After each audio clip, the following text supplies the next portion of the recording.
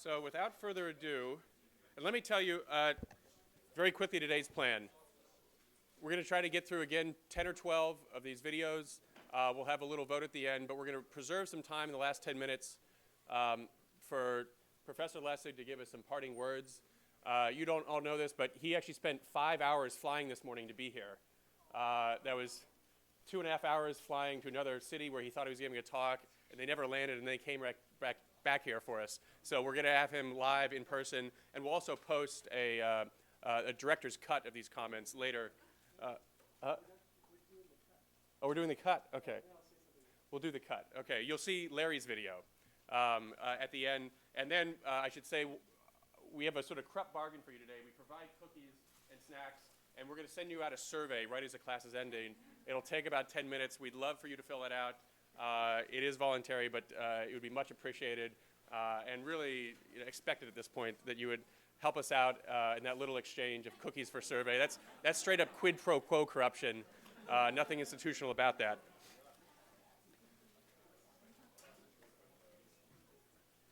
So to get us started today, we have presidential debates, or debates corrupted.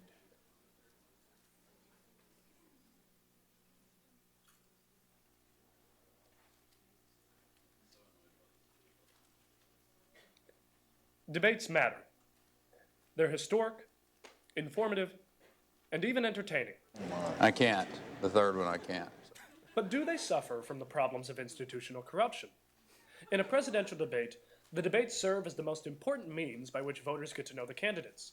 The purpose of a debate, therefore, is to educate voters on the candidates' positions so that the voters can make an informed decision in the booth. Viewership for the first presidential debate in 2012 exceeded 70 million, and it was following this debate that Mitt Romney jumped 5 points in the polls to be even with the president. Romney's dramatic jump shows that they can have significant effects on voter preferences as the debates inform the electorate. These debates, however, have been influenced by the two major political parties into serving not the voters' education, but the major candidates' ambition for office. The institution we believe to be corrupted is the Commission on Presidential Debates. In 1987, the commission was established with the mission to ensure that debates, as a permanent part of every general election, provide the best possible information to viewers and listeners. The CPD is responsible for sponsoring and producing the presidential and vice presidential debates. Where do they go wrong? The troublesome part of the CPD is its inappropriate dependence on the candidates and parties for its existence. In the 2012 Memorandum of Understanding between the two parties and the CPD, the two campaigns jointly reserved the right to remove themselves from the debates and find an alternative forum if they disagreed with the policies set during planning discussions. Clearly, the CPD's design is heavily dependent on the will of the parties. It is this institutional design flaw that stymies its institutional purpose of educating voters. Additionally, as the principal body responsible for debates, they also have a hand in designing the debate's policies. In 2000, they exercised this power by establishing a 15% barrier. In order for candidates to participate in the debates, he or she must receive 15% of the votes in national polls. This bars most all third-party candidates from debates, and as a result, excludes their positions and sometimes even the discussion of particular issues. Why is this a case of institutional corruption? The CPD's stated mission is to provide the best possible information to viewers. But their purposeful exclusion of third-party candidates from debates jeopardizes this goal. Though these candidates likely do not have a serious chance of winning the election, the exclusion of candidates like Gary Johnson, the 2012 Libertarian nominee, means that more specific issues are not discussed.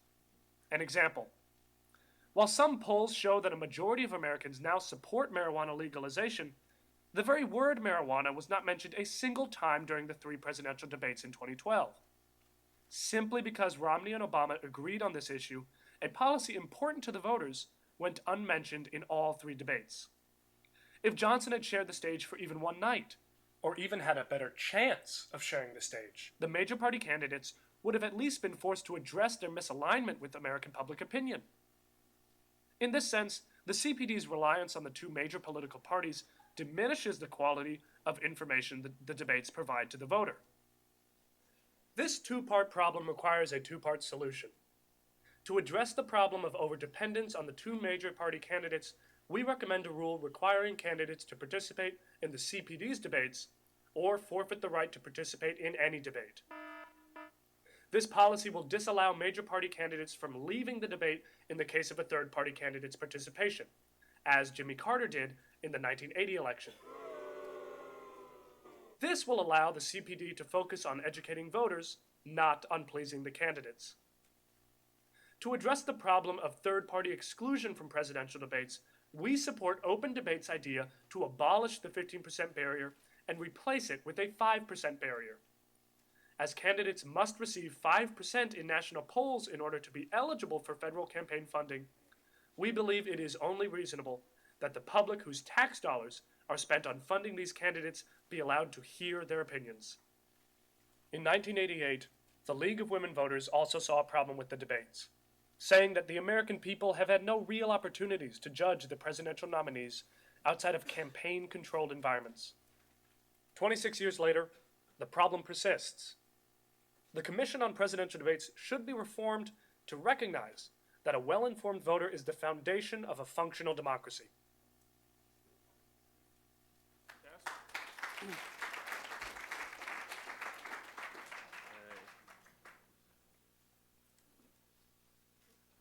Debate to get us started debating. Here we go. Now we're automotive.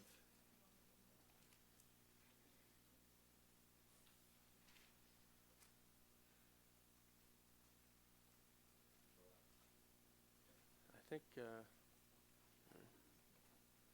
thank you.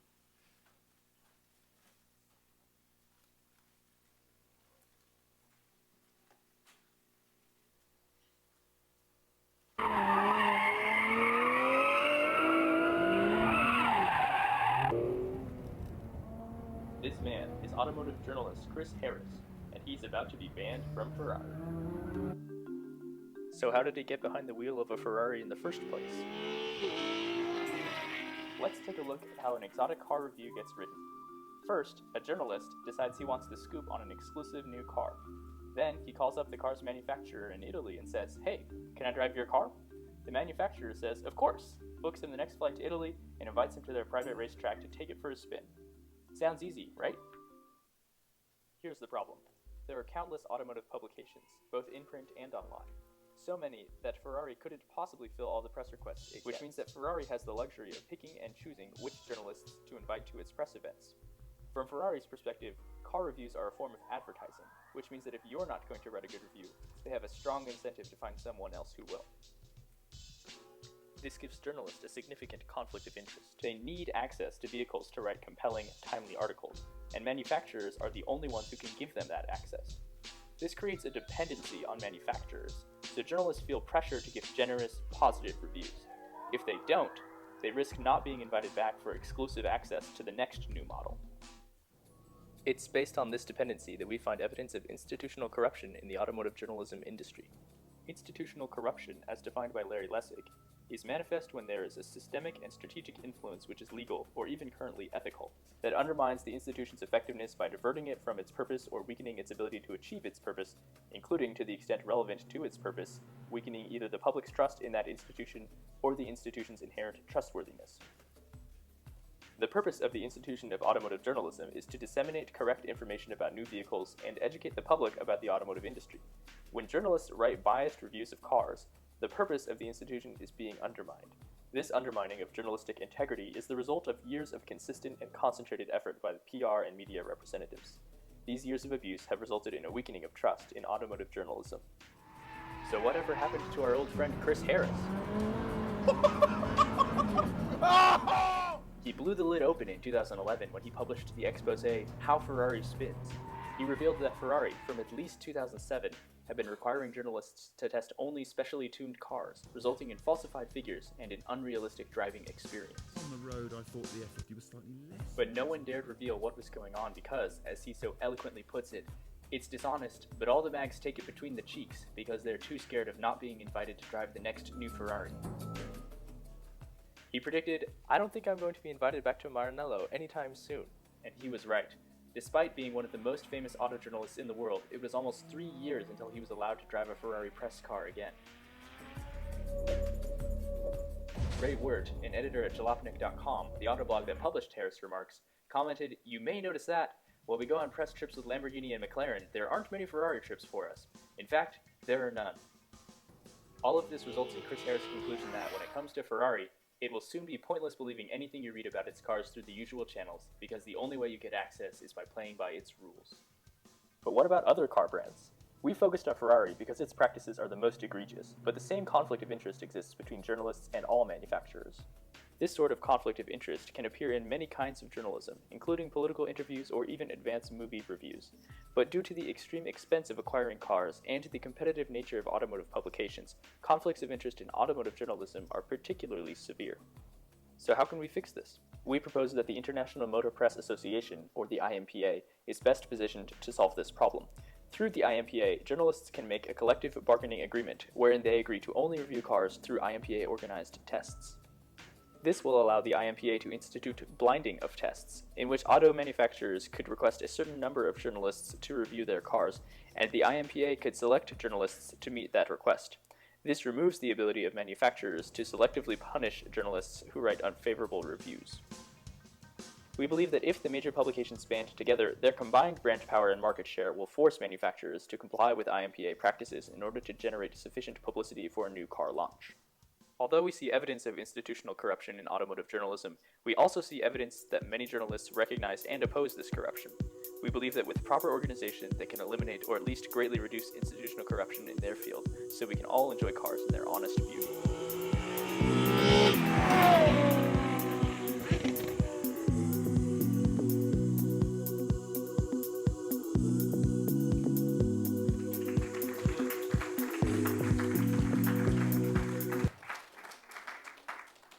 Okay, we're off to a fast start. Corporate.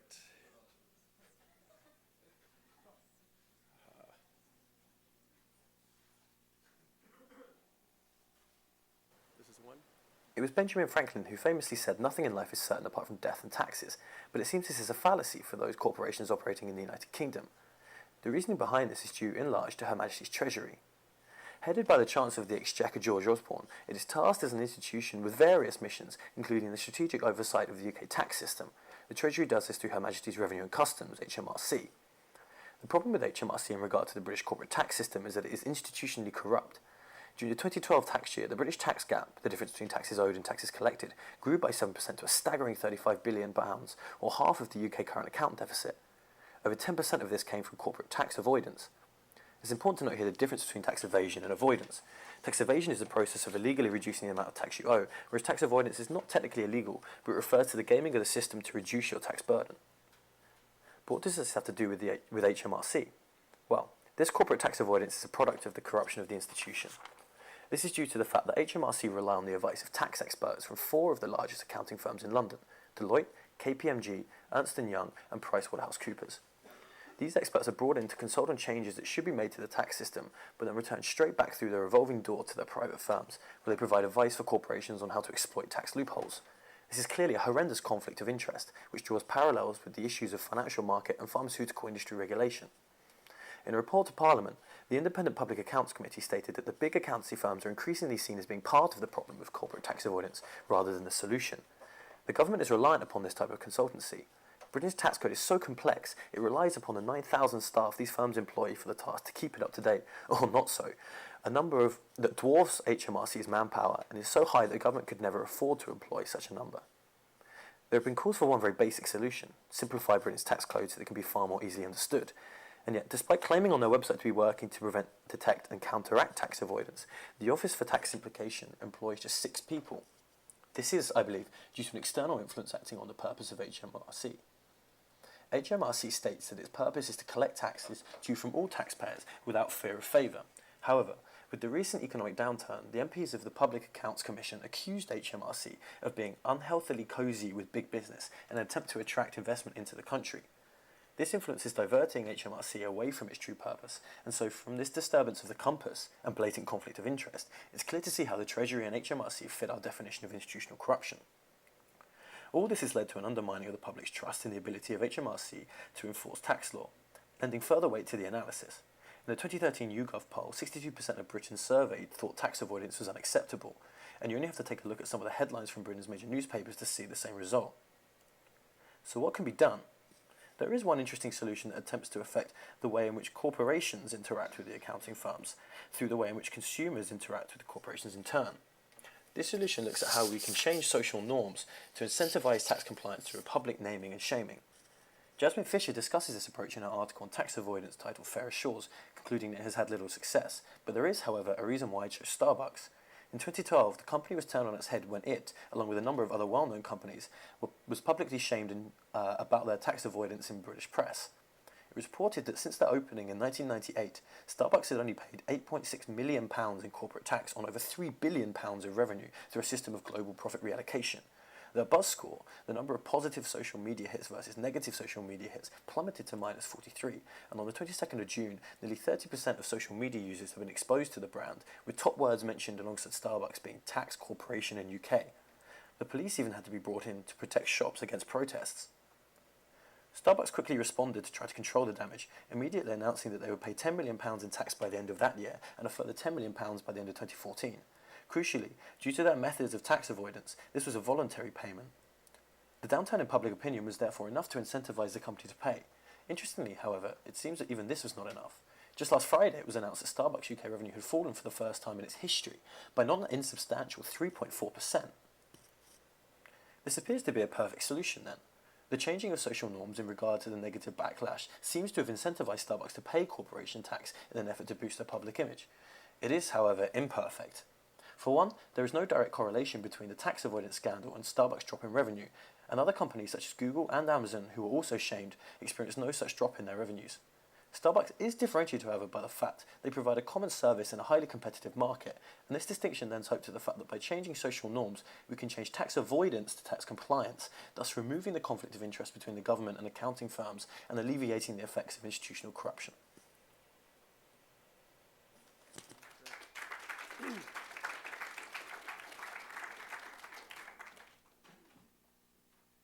Great video. I didn't find it taxing at all. Okay. They're only going to get worse, folks. But the videos are staying solid. So we're going to try to watch this on YouTube.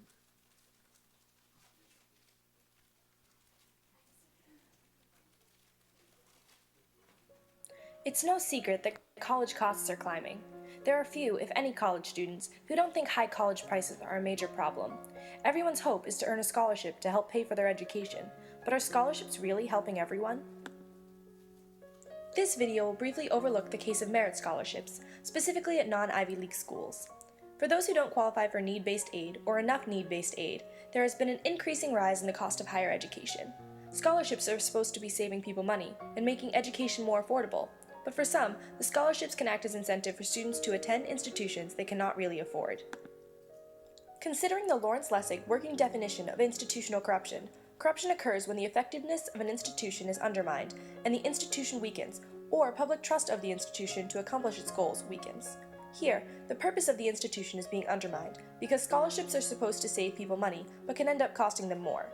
In addition, the rising costs of college is weakening people's trust in the institution, as they know they will likely leave school with a lot of debt. So what is going on with these scholarships? Tuition at most schools increases annually, but in recent years, tuition costs have been increasing much faster than the average rate of inflation. This has been occurring for many reasons, one of which is tuition discounting in the form of scholarships and aid. Former Secretary of Education William J. Bennett in 1987 postulated that because the government vowed to assist students with paying for their education through the Higher Education Act of 1965, schools feel comfortable jacking up tuition costs. Students can take out low-interest loans to pay for what scholarships do not, and schools make money off those loans. This creates an incentive to offer just enough money to students to get them to attend that specific school, but not enough to keep them from taking out loans. In the long run, this costs students more. The data being looked at is from a 4-year span of the 2007 to 2008 academic year to the 2011 to 2012 academic year. These years are particularly interesting because they span right before the Great Recession and following it, where the need for scholarships was increasing. By looking at the tuition costs in different years, the change in tuition costs, the change in merit aid awarded, as well as the average aid package, I've estimated how much it costs students to attend a year of college in 2007 versus 2011. Now we'll look at some extreme, but not entirely uncommon cases. First, Florida's St. Leo University. Tuition rose by 10.3% from $16,836 to $18,570. The average aid package went down by 90% to only $1,951, but there was a 1,568% increase in aid awarded, meaning more scholarships were given out, but each was worth less. Total cost for students without need went from about $13,128 to $16,619 in only 4 years. At Bryn Mawr College in Pennsylvania, tuition increased by 14.9%, total aid by 7,218%, and the average aid package went down by 30%, catapulting average no-need costs from $20,820 to $29,509 in 4 years. At Loyola Marymount in California, tuition increased by 13.9%, and total costs after merit aid increased from $20,634 to $26,889. A last extreme example is Providence College in Rhode Island, where total amount of aid is increasing, individual aid is decreasing, and in 4 years, average costs have gone from $9,079 to $21,195. Now we know there's a problem, but solutions are much less obvious. Universities could be asked to police themselves, but there's no incentive to change behavior there. Eliminating merit aid to only provide need-based aid would eliminate technically unnecessary spending, allowing for lower total costs, but would keep some schools from appealing to students. Making institutions public and having their finances run by the government could regulate aid and tuition costs, but would be difficult to achieve in real life and would ruin the spirit of some institutions. Possibly the best way to fix this problem is amend the Higher Education Act of 1965 by adding a real costs clause that says schools cannot raise costs much higher than inflation, which would regulate the financial burden on students rather than having it increase annually. The problem of rising tuition costs isn't necessarily a fixable problem. Rather than just making college affordable, there are many other costs that factor in. Inflation is unavoidable, but also more people attending college creates a heavy demand that allows the supply to charge more. Having to pay the faculty well to keep them at a specific school rather than leaving for a better paying university, as well as high student expectations of facilities, amenities, and opportunities also keep costs high. Another major factor is that schools are striving to attain a desired ranking. To be labeled a good school in terms of rankings, they need to spend money to attract the best students. A lot of time, effort, and money will need to have been spent if a solution is to be found and implemented.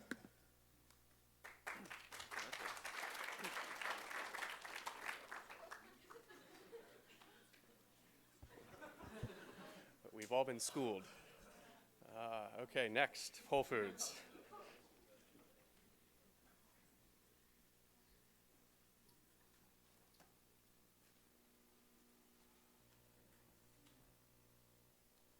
Corruption at Whole Foods, how corporate interests undermine the organic movement. Institutional corruption is the consequence of an influence within an economy of influence that illegitimately weakens the effectiveness of an institution, especially by weakening the public trust of the institution. The consumption of organic food has increased dramatically every year since 1990. Today, U.S. consumers spend $28 billion yearly on organic foods. Consumers believe that organic foods are free from pesticides and synthetic chemicals, that organic foods are fresher, and that organic foods are healthier. While the organic movement appears to be rooted in a commitment to healthy living, the other side of the coin is that it's an extremely lucrative industry wherein the consumer is essentially unable to tell the difference between high-quality organics and the cheapest conventionally grown crops. Thus, to determine whether or not food is organic, consumers rely on eco-labels. While consumers of organic goods are primarily concerned with quality, organic food retailers are incentivized to lower their costs. To accomplish this, the food industry sponsors research favoring cheaper production methods. This research undergoes technical reviews by a 15-person USDA committee known as the National Organic Standards Board, or NOSB. When the NOSB was introduced in 1990, Congress intended for this board to balance commercial interests with food safety standards.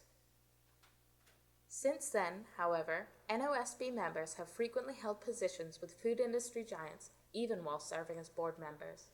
We believe the unchecked corporate influence over both the NOSB and the research it evaluates diverts the organization from its stated purpose of ensuring the integrity of organic products. Although what is occurring is legal, it undermines the spirit of the organic movement. Since the USDA organic program's trustworthiness is weakened by the conflicts of interest, we hold this to be a case of institutional corruption. We present a case study of institutional corruption in the NOSB. Organic food retailers are invested in having synthetically produced carrageenan, a cheap and common food additive approved for use in organically labeled foods. Carrageenan is used as a low-calorie fat substitute and as a food stabilizer. Carrageenan was first identified as carcinogenic to animals in the 60s.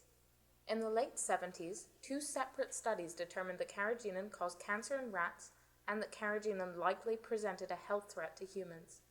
In 1983, the International Agency for Cancer Research declared carrageenan to be potentially carcinogenic to humans.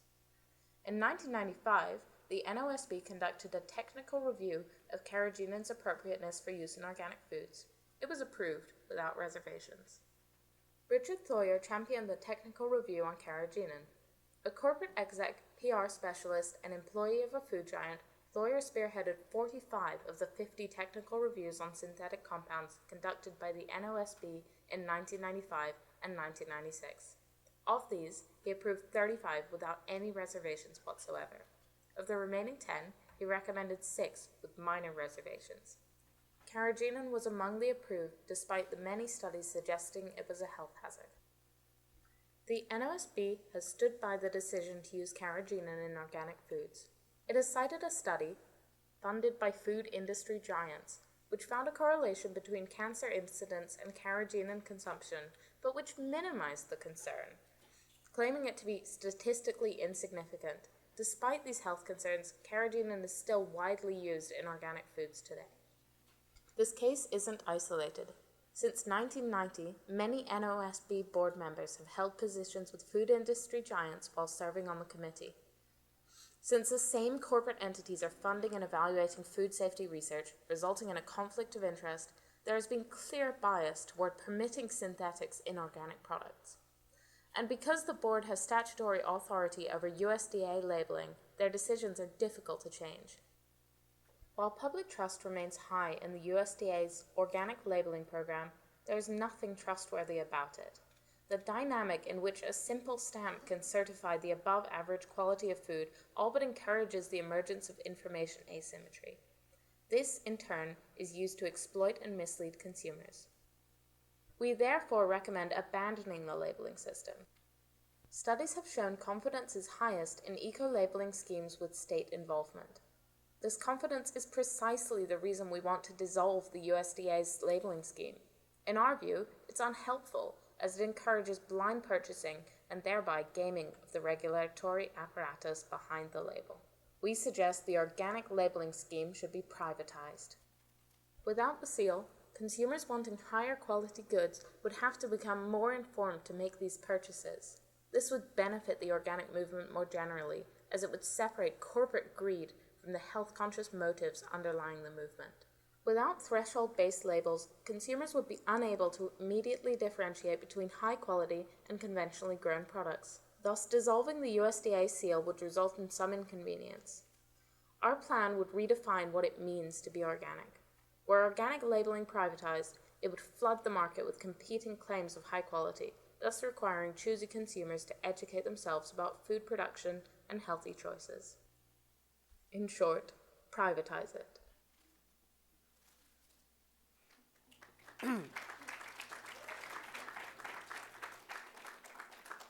Strong words from Ron Swanson. This is, now we have education in...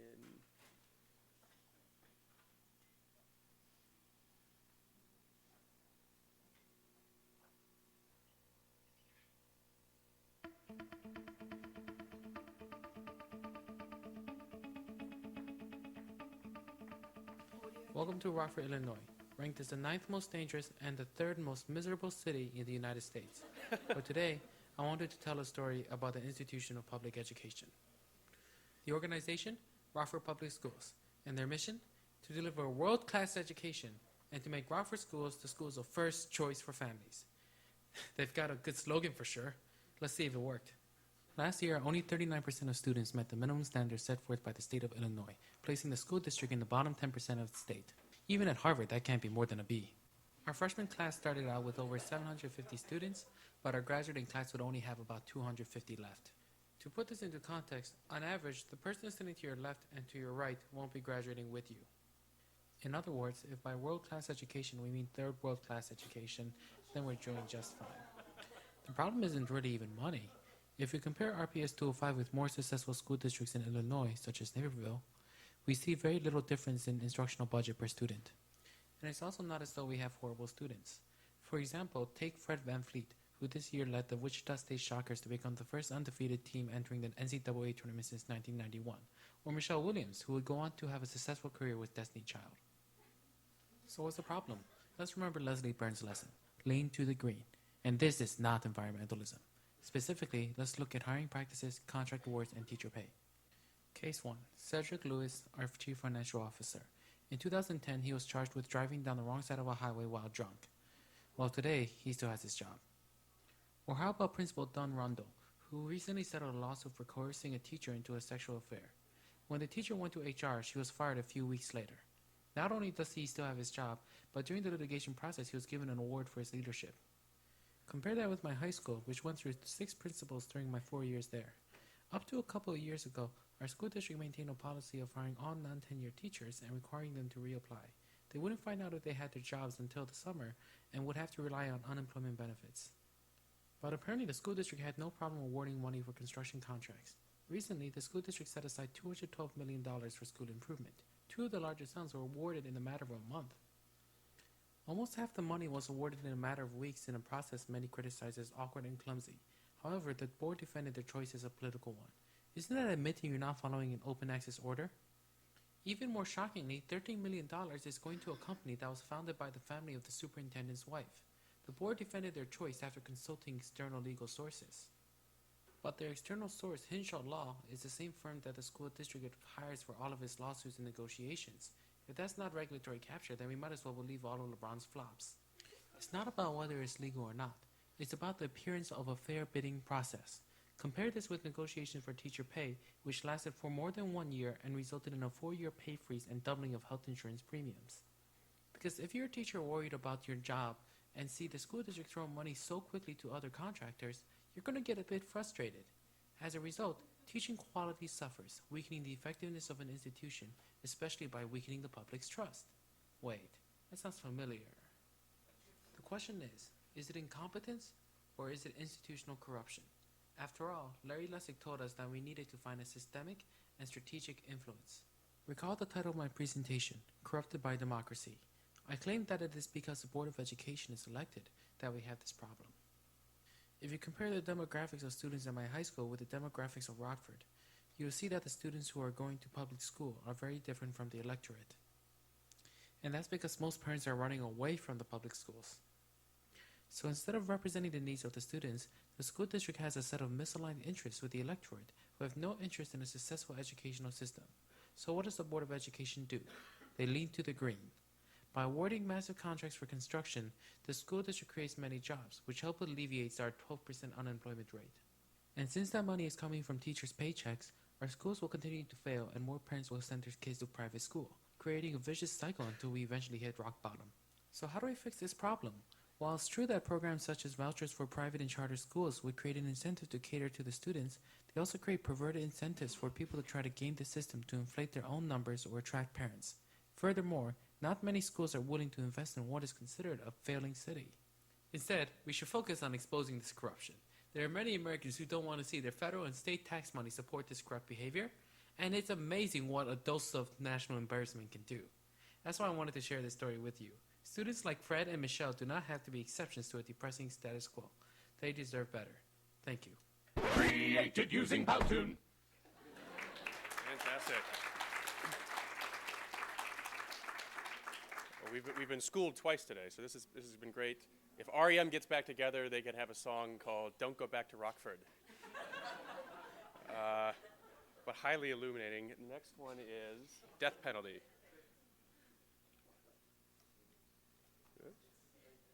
Oh, there we go. It's right here.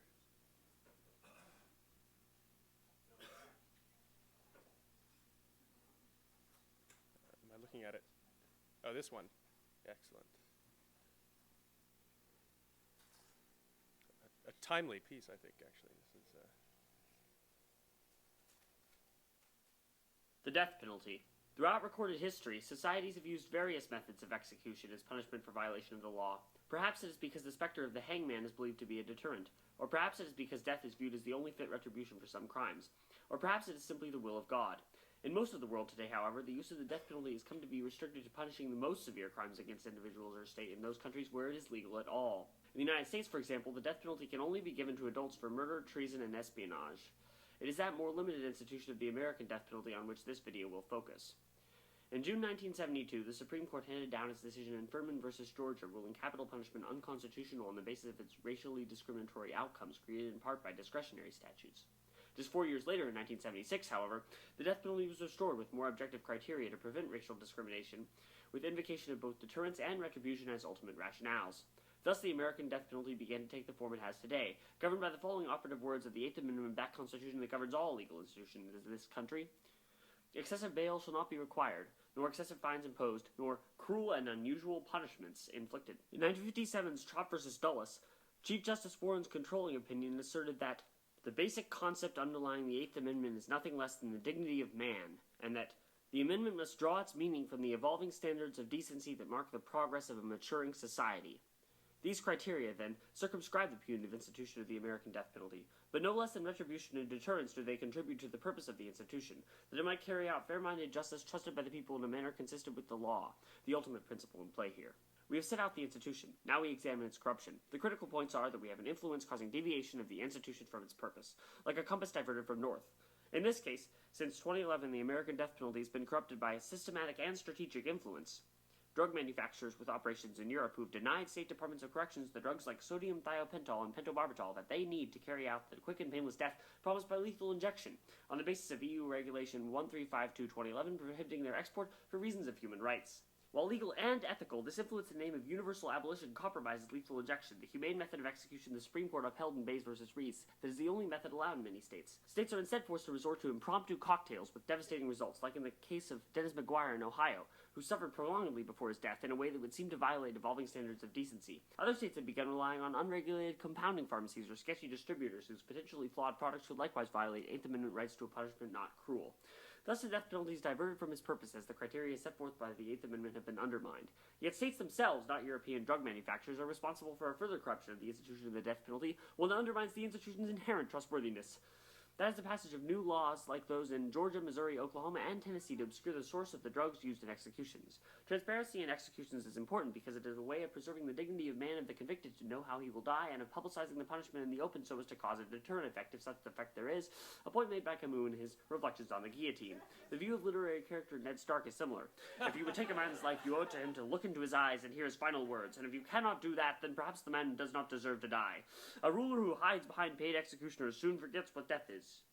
In a democracy, the equivalent of Stark's principle is that the public should know what acts are being committed in its sovereign name. That principle is corrupted by these secrecy statutes. We haven't yet addressed the source of the influence behind this corruption, however. I argued the systematic and strategic influence behind these forms of corruption is not financial, but rather ideological. In the European case, the ideology is human rights. In the case of state execution secrecy laws, it is a pernicious ideology that preserving an imperfect death penalty that fails to live up to its constitutional and ethical purposes is worth any cost, be that a loss of public trust or violation of the rights of the convicted. Thus, what we have here is indeed a case of institutional corruption. The situation looks dark, but we propose two remedies. First, to make public all execution data and ensure that data is collected, unlike in the current case in Texas and Virginia, so that the public truly knows what is being done in its name and can thus evaluate the degree of the death penalty's deviation from its purpose. Second, to establish an entirely independent review board that the public can trust that can review the data where confidentiality is necessary and determine if the death penalty is satisfying its constitutional and ethical obligations. One risk of the first option is that there may be no pharmacies willing to supply lethal injection drugs if they would have to do so publicly.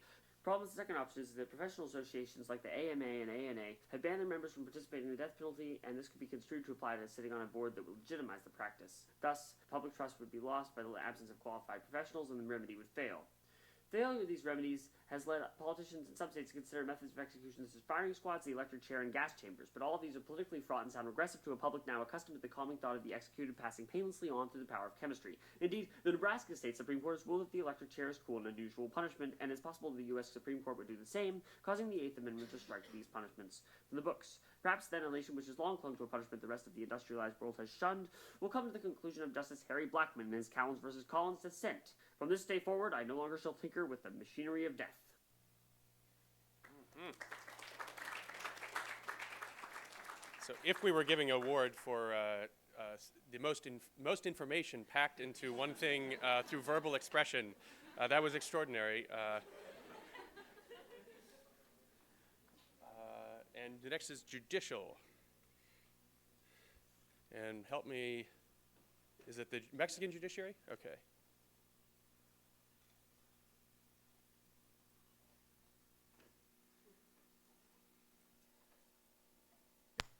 Institutional corruption in the district courts of the Mexican judicial branch. We can understand how this institution has been established and how it works from its informational publications. The Mexican judicial branch is divided into three different components: the Supreme Court of the nation, the Electoral Tribunal, and the Circuit Tribunal. I'm up at with the 98%. The district courts are divided into three further parts: the Tribunal Circuit, the Tribunal Districts, and finally the district courts. I'm not sure she can take it. The Okay. district courts, which is what we're focusing on, is to deal with the controversies that arise from the application of the federal law in civil, criminal, and administrative matters. It is specifically this component of the institution, the lower courts, where a judge presides over a trial with the traditional actors to play part in the procedure. We have the plaintiff, the defendant, the judge, and the I think what we'll try to do is we'll retry it. I'm going to change over to Mac right at the end, and we'll try it on sometimes the external audio. If I stick it in that way, it won't be the internal computer. So we'll move this down in the queue to get the full audio effect, and we're going on to Harvard.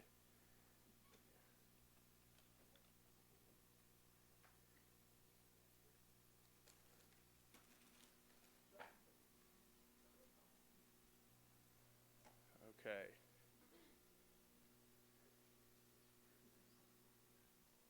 Harvard. Could institutional corruption be so close to home? The mission of Harvard College is to, quote, lead students to advance knowledge, to promote understanding, and to serve society, end quote. But a disproportionate number of graduating seniors are entering the finance and consulting industries. Less than 10% of Harvard students join finance and consulting clubs their freshman year. It's maximum both. Let's try to watch on YouTube. 20% are taking lucrative jobs in these industries. There are a variety of sensible solutions to this problem, including putting limits on gifts received through on-campus interviews. Okay, we will try that on the Mac as well. But instead of protecting students from the influence of finance and consulting firms, Harvard administrators are welcoming them with open arms, allowing them to use the facultative jobs in admission sessions. There are a variety of In worst case, we'll just forward this to Drew Fast directly. But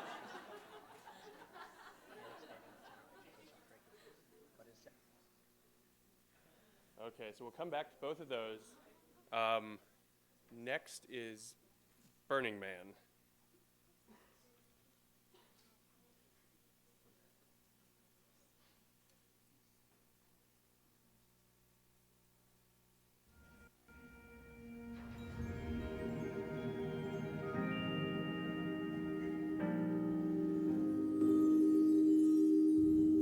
So, what is Burning Man? Burning Man is a great venue to build giant stuff and blow it up. It is also an institution subject to the diverting influences of money and power. Institutional corruption is pervasive. It's an insipid force, weakening economies, violating foundational principles, diverting public resources, and undermining collective trust. But institutional corruption doesn't usually light things on fire. It's often much more subtle and undetectable, especially in institutions like Burning Man.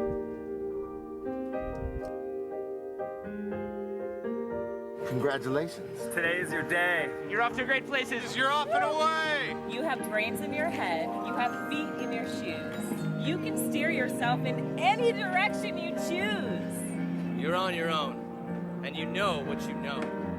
And you are the guy. who will decide where to go. You'll look up and down streets, look them over with care. But some you will say, I don't choose to go there. With your head full of brains and your shoes full of feet, you're too smart to go down a not so good street. That makes Burning Man sound like a democracy, which, for Walzer in Spheres of Justice, he defines as a standing invitation to act in public and know oneself as a citizen, capable of choosing destinations and accepting risks for oneself and others. The truth is, Burning Man is an institution with governance, profits, and stakeholders. It has central guiding principles, but these can be compromised. What makes Burning Man particularly compelling as an example of institutional corruption is that it's built almost entirely by volunteers. The organizer of Burning Man is a for-profit company, and it's collected millions of dollars in revenue over the last decade, partially because of this donated labor. Burning Man began in 1986 as a small celebration on San Francisco's Baker Beach, where friends and family lit a tiny wooden man on fire in a ritual that gave the event its name. The founder of Burning Man, Larry Harvey, will describe the transition to a larger event. We arrived out at this vast plain. I took a stick and I drew a line on the ground. And I said, on the other side of this line, everything will be different. And everything has been different.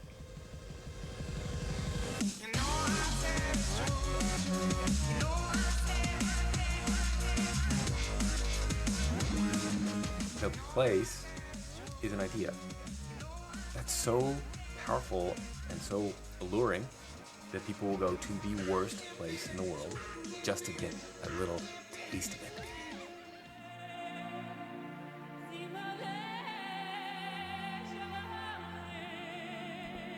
Is this a case for institutional corruption? Yes, because Burning Man requires buy-in. Burning Man as an institution has a moral foundation relying upon the notions of self-regulation and expression, freedom and spontaneous assembly. Its 10 founding principles, radical inclusion, gifting, decommodification, radical self-expression, self-reliance, communal effort, responsibility, participation, leave no trace, and immediacy, these have been compromised. The organization has developed moneyed interests that shift the attention of organizers to more corporate preoccupations of revenue, liability, and management. This project is using Burning Man as a representative case for a whole host of other large, arts-related and experience-based communities and institutions that purport to serve the artistic or cathartic needs of the people they engage. The obvious solution is to make Burning Man a nonprofit. But just a couple months ago, Burning Man announced that it would transition to a nonprofit model under the new title, the Burning Man Project. This would be managed by a 17-person board. But because of the size of the festival, the LLC still remains a for-profit subsidiary of the nonprofit, and it's still run by one of the 6 original owners and founders of Burning Man. This is a first step in making finances transparent, but remedies can't just seek accountability financially. This is simply compensation. Burning Man needs something more akin to restitution, a reclamation of the original principles that still deep down motivate the festival every year.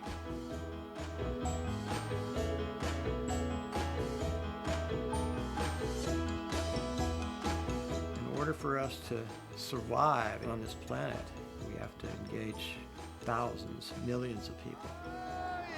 We have to do it. We're giving our lives to it. It's that important.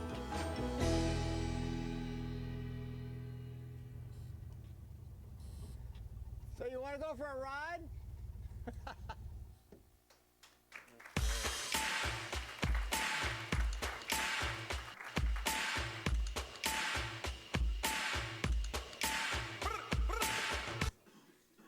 Okay, so if you play with fire, you might get burned.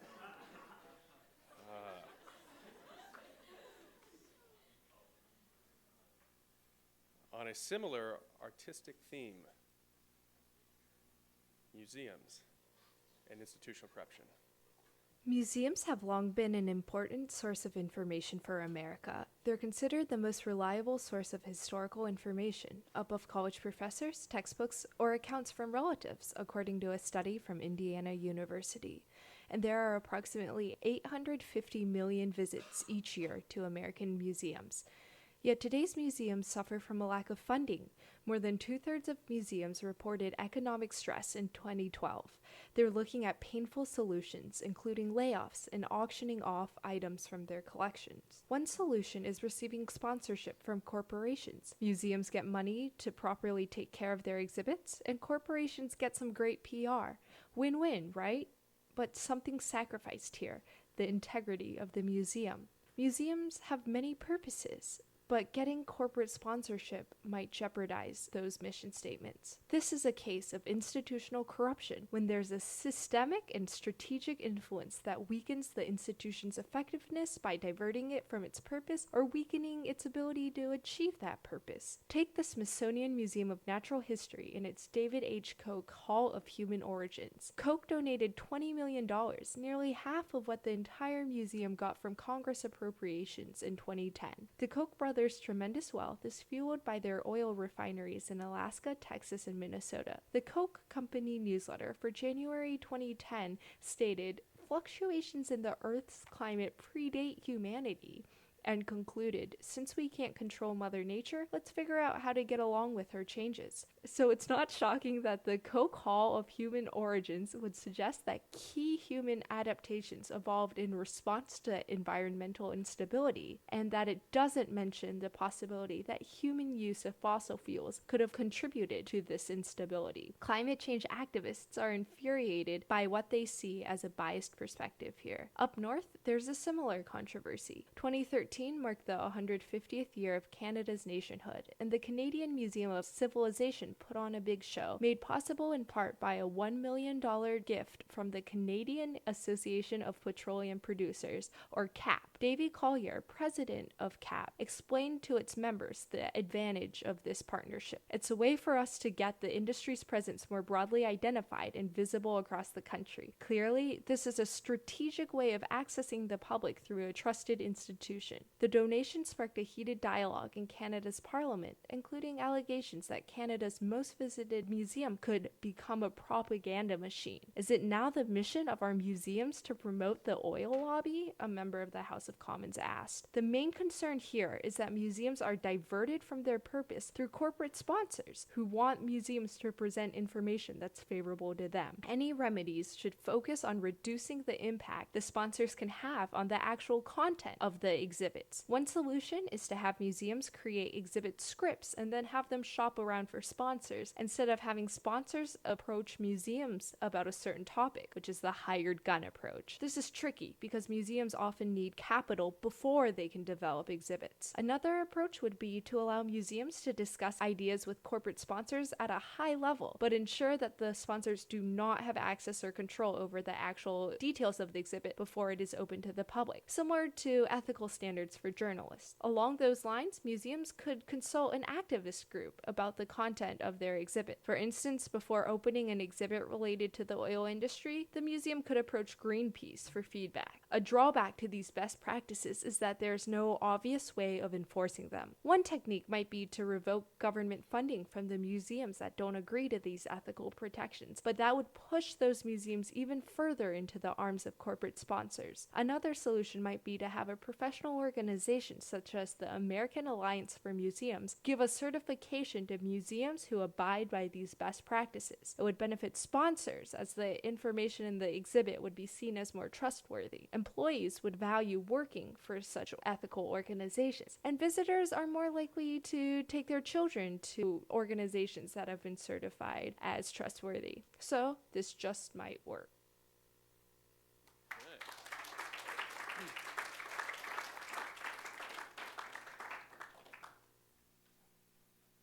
So we asked, TFs are sending in they're randomly volunteering people now. If anybody else wants to be in the running for Gooseberry, we have, medicine's next. And we're going to try to switch over.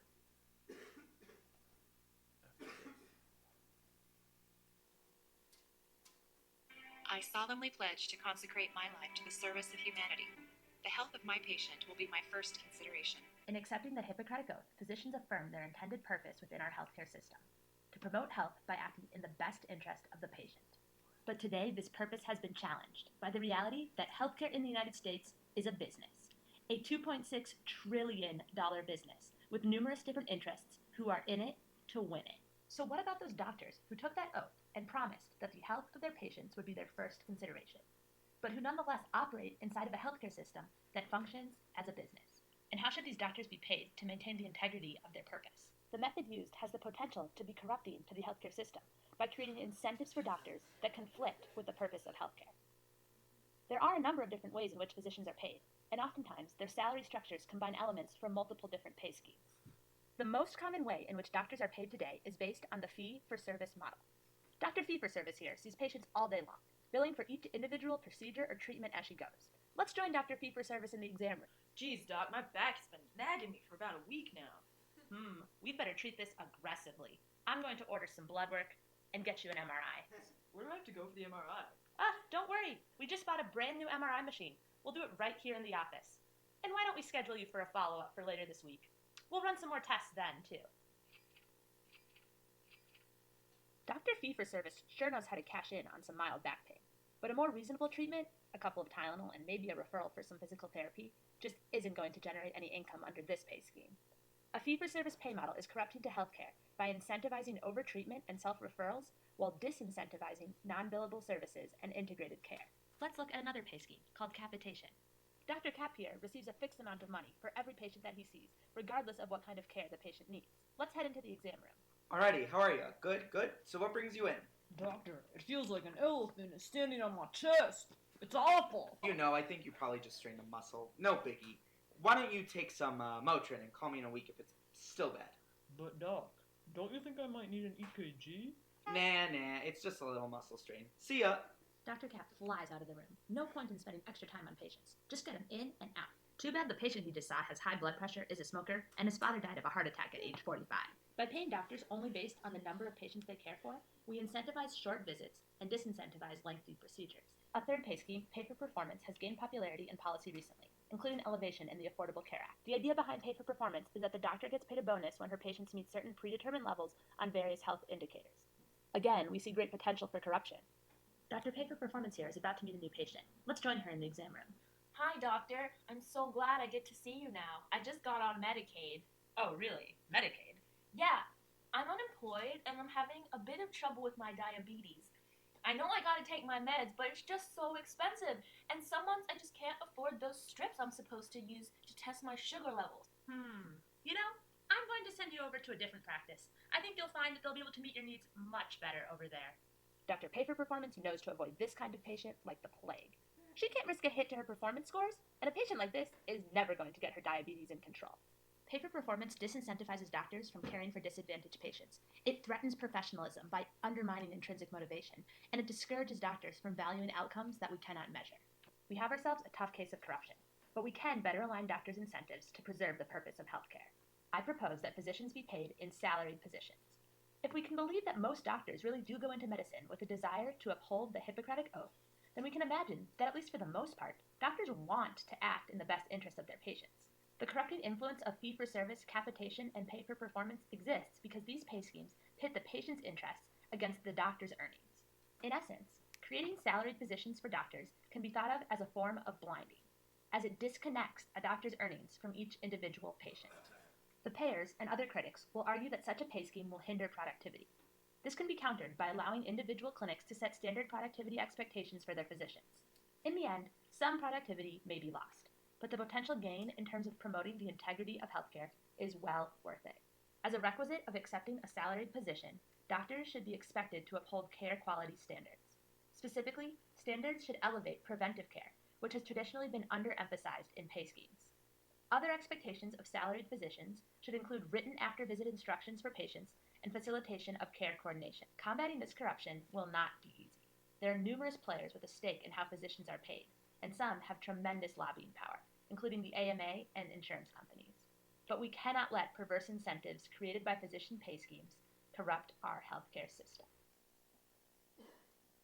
Fantastic.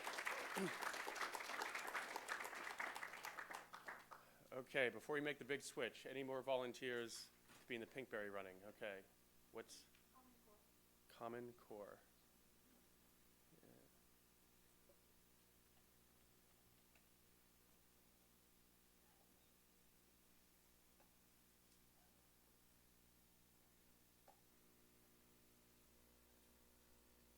Is the Common Core for the common good? The Common Core is a set of clear college and career-ready standards for kindergarten through 12th grade in English language arts, literacy, and mathematics.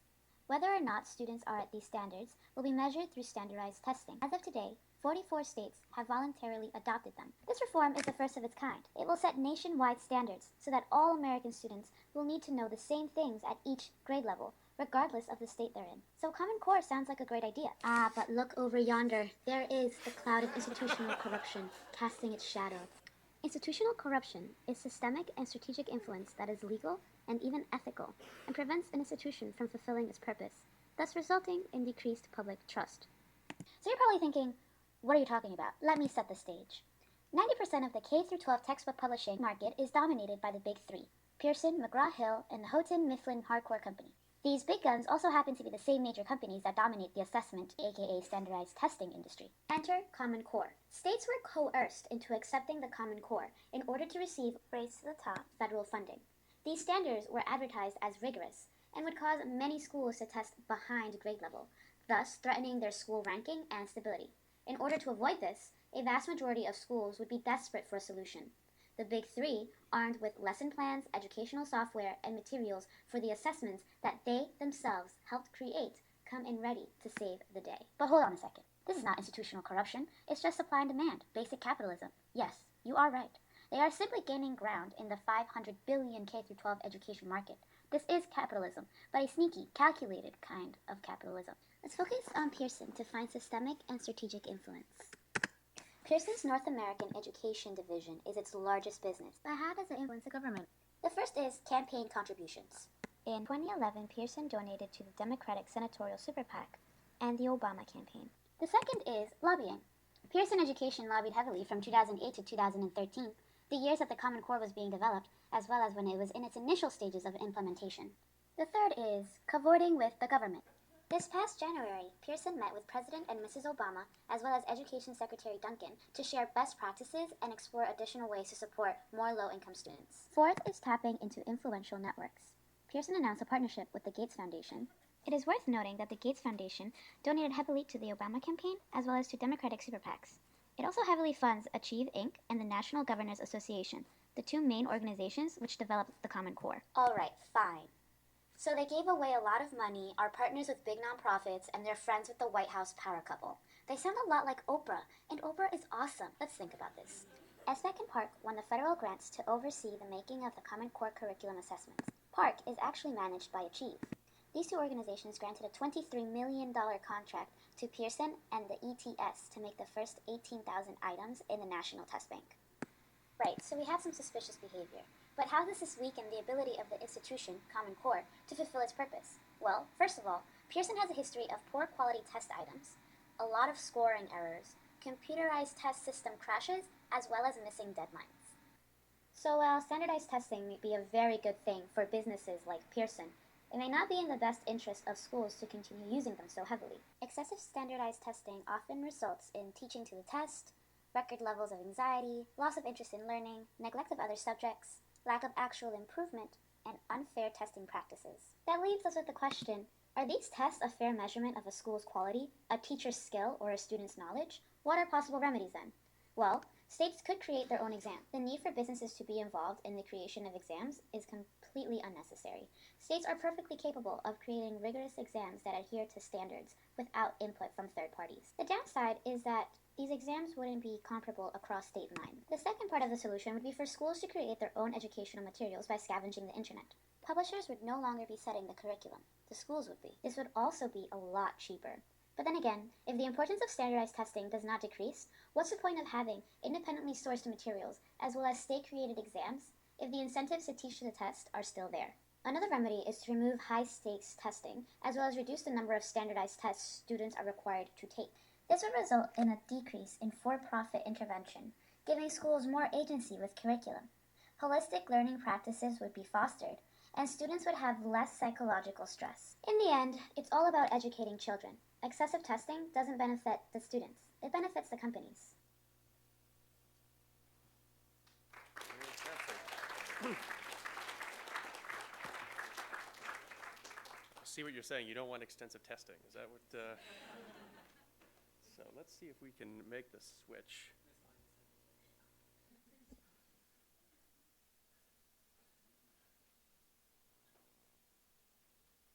Huh. First of all, let's see if we can sneak in one more with audio here. Harvard. Could institutional corruption be so close to home? The mission of Harvard College is to, quote, lead students to advance knowledge, to promote understanding, and to serve society, end quote. But a disproportionate number of graduating seniors are entering the finance and consulting industries. Less than 10% of Harvard students join finance and consulting clubs their freshman year, but by the time they graduate, over 20% are taking lucrative jobs in these industries. There are a variety of sensible solutions to this problem, including putting limits on gifts received through on-campus interviewing and expanding the general education curriculum. But instead of protecting students from the influence of finance and consulting firms, Harvard administrators are welcoming them with open arms, allowing them to use the faculty club for information sessions, and agreeing to let employers conduct first-round interviews on campus. Despite President Faust's own convictions that, quote, training students narrowly for jobs that they can occupy immediately upon graduation is short-sighted, end quote, and our own advice to graduating seniors to, quote, do what matters to you, find what you love, end quote, it would seem that Harvard is incapable of action. So what's really going on, President Faust? One fact we can't ignore is fundraising. It's no secret that hedge fund managers and other titans of finance are consistently the largest donors to Harvard. Among others, Lloyd Blankfein, CEO of Goldman Sachs, has donated close to $3 million to Harvard. Glenn Hutchins, co-founder of the technology private equity giant Silver Lake, donated $30 million in 2012. Bill Ackman, founder of Pershing Square Capital Management, donated $26 million this year. And just last month, Ken Griffin, the founder of Citadel, donated the single largest gift ever recorded, a whopping $150 million to Harvard. Perhaps unsurprisingly, Citadel is an on-campus interview employer, which means they're allowed to host information sessions on campus that are widely advertised to the student body and conduct first-round interviews on campus. The same is true of Goldman Sachs and many other finance and consulting firms. The result? Weakened public trust. William Deresiewicz of the American Scholar, a Yale graduate, goes as far as to say that, quote, the liberal arts university is becoming the corporate university, its center of gravity shifting to technical fields where scholarly expertise can be parlayed into lucrative business opportunities, end quote. And Ross Douthat, who graduated from Harvard in 2002 and is now a columnist at the New York Times, says that, quote, Harvard students are creatively lazy, gifted at working smarter rather than harder. It was easy to see the classroom as just another resume padding opportunity, a place to collect the grade and recommendation necessary to get to the next station in life, end quote. That doesn't sound at all like the students that Harvard intends to create. A systemic and strategic influence which is legal or even currently ethical, that undermines the institution's effectiveness by weakening either that public trust in that institution or the institution's inherent trustworthiness, looks a lot like a case of institutional corruption. So what can Harvard do to remove the diversionary effect of donations? Disclosure.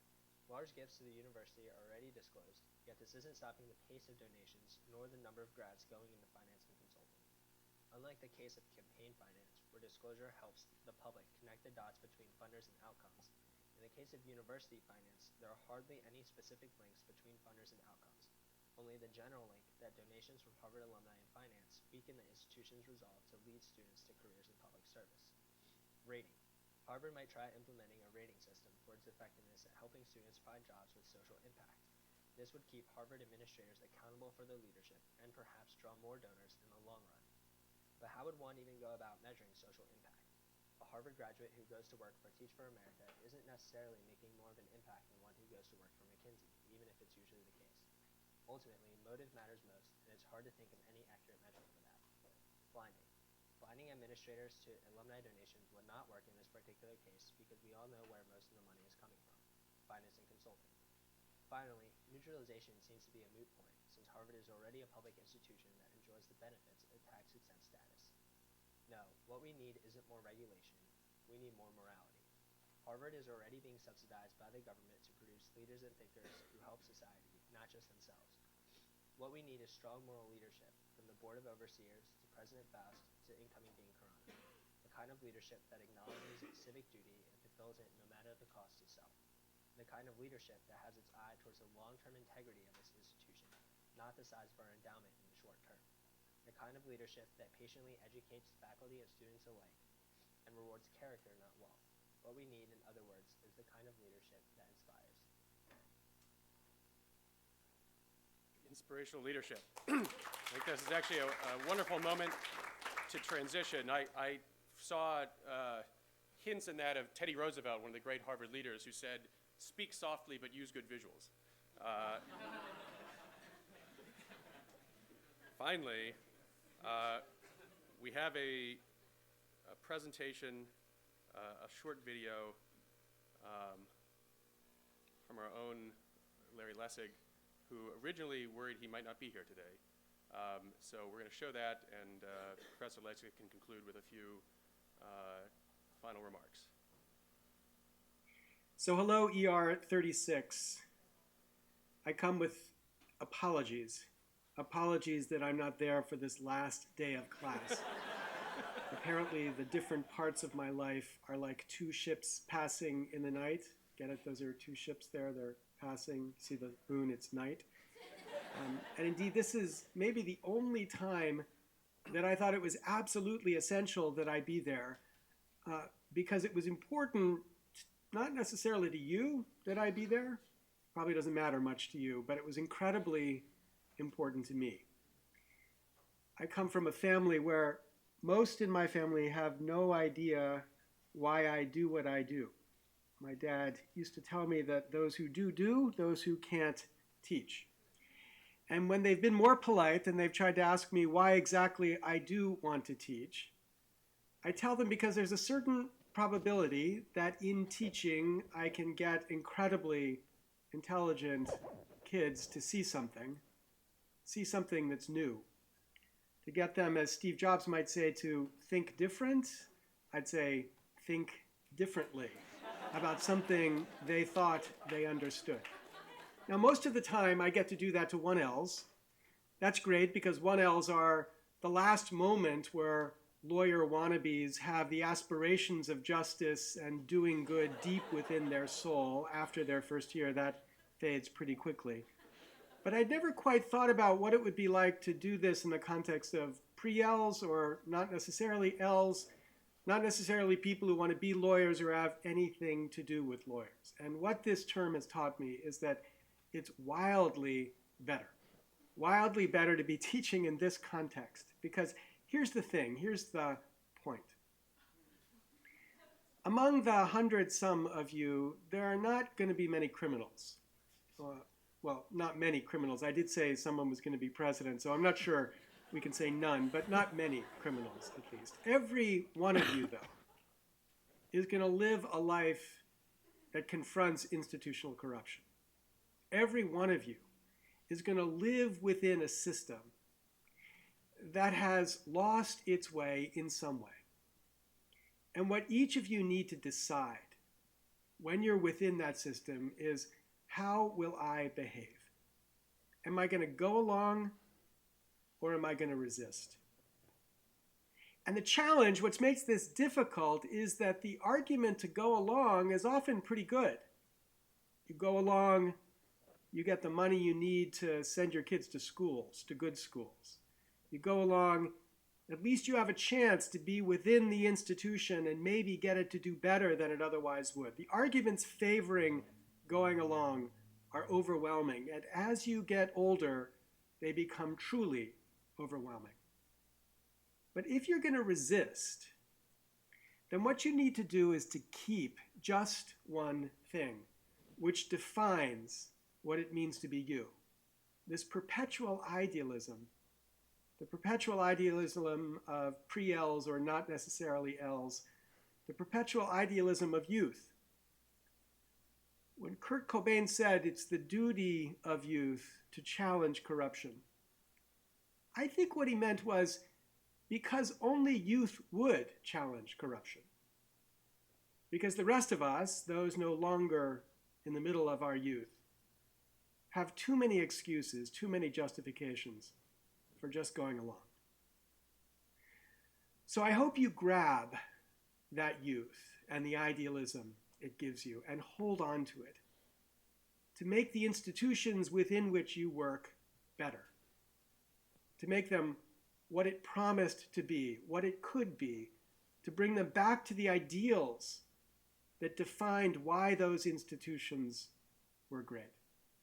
And if there's one gift you can give a teacher, it's that you never lose the clarity with which you now see.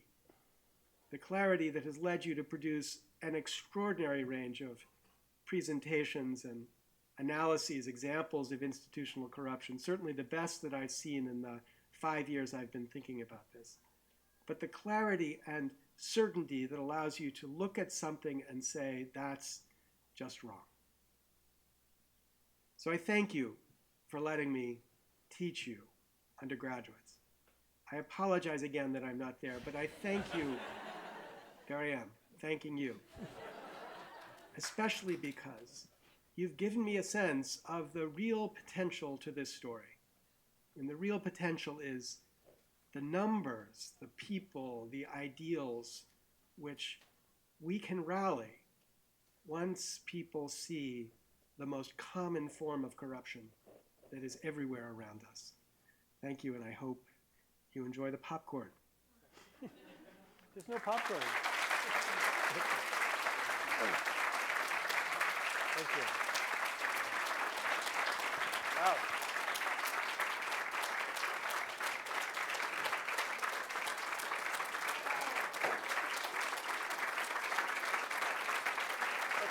Okay, thanks. I was so angry. First, when I discovered I wasn't going to be here. Then when I was on that airplane that flew to Toronto and then flew back. And third, when I thought I wouldn't be able to get to use this presentation that I spent all of yesterday putting together. So I had to show it to you. There it is. I don't have anything to add. I just want to say one more thing. This course has been incredibly fun to do, but would not have been possible but for the incredibly funny and brilliant contributions of my friend Bill. And I think we owe him so much.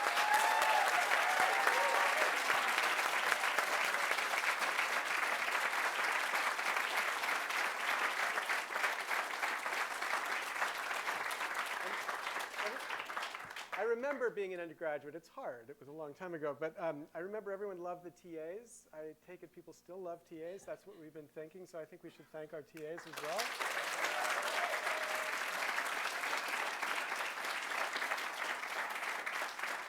And we desperately want to take the stuff you've produced and put it up on our site. And we're going to be asking you if we can do that, because this has been an incredible, really amazing collection of materials. I was skeptical when we had this idea.